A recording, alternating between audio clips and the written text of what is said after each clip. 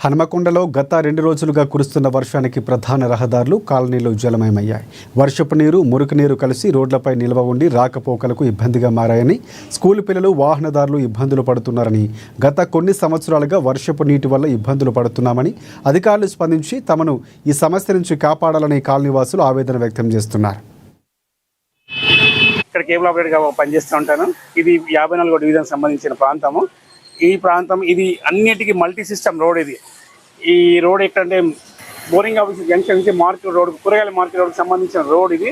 గత కొన్ని సంవత్సరాల నుంచి ఈ ప్రాంతంలో ఇదే విధమైన ఏ చిన్న వర్షానికి గుంటలు గుంటలుగా వాటర్ ఏర్పడి ప్రజలకు అసౌకర్యంగా చాలా రద్దీ ఉండే రోడ్డు సమస్యగా బాగా మారుతుంది.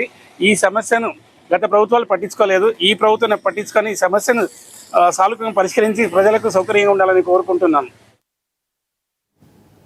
ఇవి ఇప్పటివరకున్న బులెటిన్ అప్డేట్స్. మరిన్ని అప్డేట్స్ కోసం చూస్తూనే ఉండండి ANN